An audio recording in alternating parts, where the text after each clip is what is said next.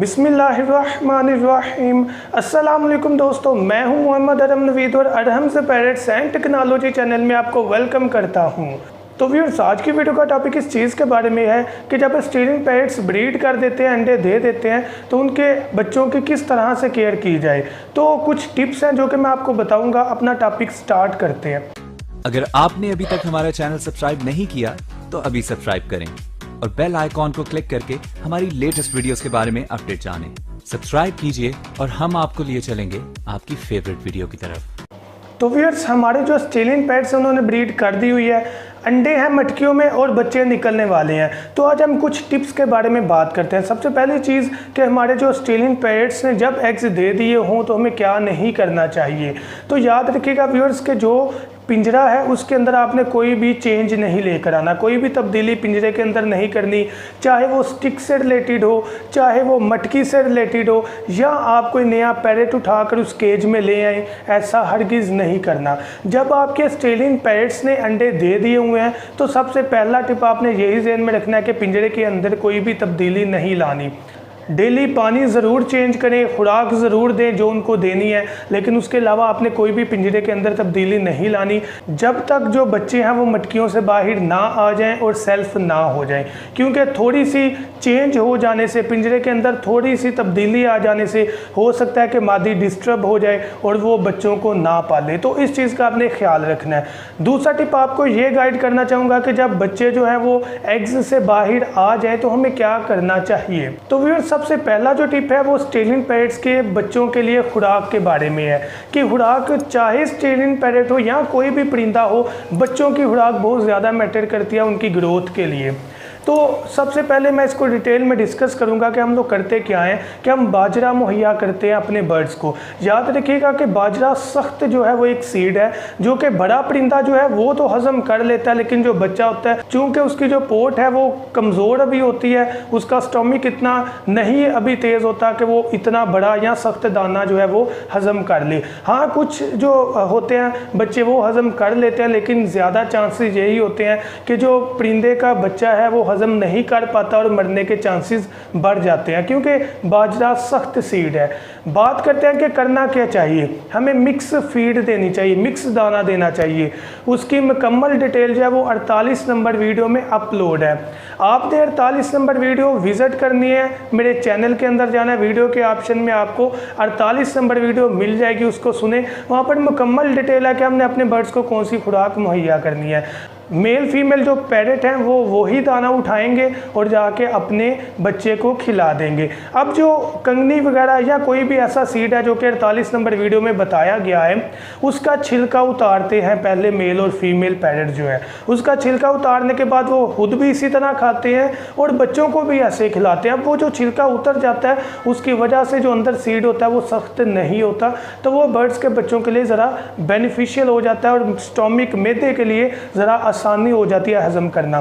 तो पहला टिप आपने बाजरे से इज्तनाब करना है, दूर रखना अपने परिंदों के बच्चों को, ताकि जो बच्चे हैं वो उसे खाकर हजम करें, ना कि वो चीज़ पोट में या स्टोमिक में ही उसके रह जाए और वो हजम ना कर पाएँ और मर जाएं। तो ये पहला टिप है, इसको ज़हन में रखिएगा। तो फिर जो दूसरा टिप है वो मटकी के बारे में है कि मटकी के अंदर जो गंदगी वगैरह हो जाती है उसका क्या करना चाहिए। तो फिर से याद रखें कि जो भी पेरेंट्स हैं या उनके बच्चे हैं उन्होंने ड्रॉपिंग तो करनी ही करनी है। उसकी वजह से क्या होता है कि जो मटकी होती है उसके अंदर फिसलन हो जाती है, उसके अंदर गंदगी काफ़ी ज़्यादा हो जाती है, जिससे गर्मी के मौसम में जो है वो कीड़े मकोड़े पैदा हो जाते हैं, जो कि हमारे जो पेरेंट्स हैं उनका भी और जो बच्चे हैं उनका भी खून चूसना स्टार्ट कर देते हैं, काटना स्टार्ट कर देते हैं, जिससे बर्ड्स बीमार हो सकते हैं या मर जाते हैं। तो आपने ये चीज़ ज़हन में रखनी है कि आपको जब पता लग गया कि बच्चे निकल आए हैं तो स्टार्टिंग डेज में गंदगी नहीं होती, लेकिन जब 10 दिन से ऊपर होते हैं गंदगी की जो मिकदार है वो बढ़ना शुरू हो जाती है। जब आपको महसूस हो रहा हो कि यार गंदगी काफ़ी ज़्यादा हो गई है, फिसलन काफ़ी ज़्यादा, तो उसका हल निकालना है। सबसे पहला टिप आपको बताऊं, अगर तो फिसलन काफ़ी ज़्यादा, उससे क्या होगा कि हमारे जो पैरेट्स हैं उनके बच्चों की टांगें जो हैं वो स्लिप कर जाएंगी। स्लिप कर जाएंगी तो वो खुल जाएंगी, अपनी टांगों पर वज़न नहीं डाल पाएंगे।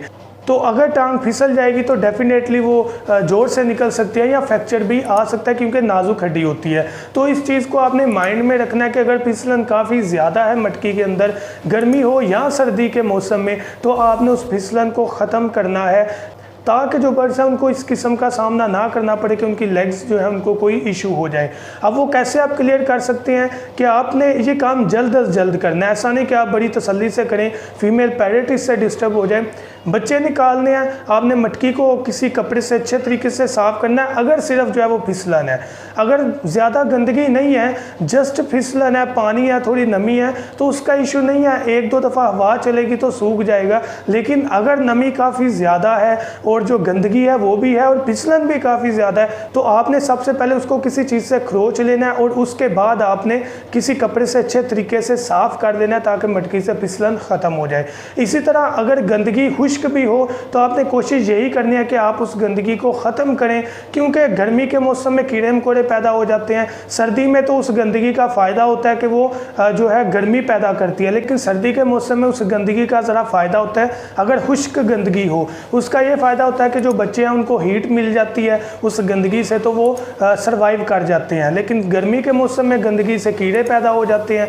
अगर फिसलन हो तो वो ना सर्दी में सही है ना ही गर्मी में सही है। गर्मी में थोड़ी सी इसलिए सही है कि वो नमी से थोड़ी सी ठंडक रहती है, लेकिन नुकसान हो सकता है, जो बर्ड्स हैं उनकी टांगें स्लिप हो सकती हैं। तो मैं उम्मीद करता हूँ कि आपको इस टिप की भी समझ अच्छे तरीके से आ गई होगी।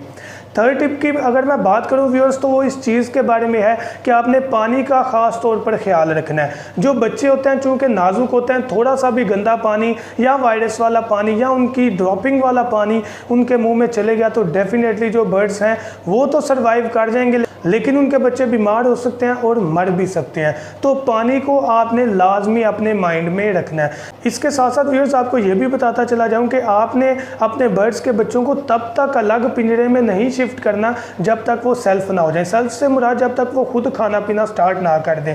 अगर बड़ी कॉलोनियाँ फिर तो अंदर ही रहें, कोई मसला नहीं, लेकिन अगर आपने उनको अलग करना है तो सेल्फ होने तक का वेट करना पड़ेगा।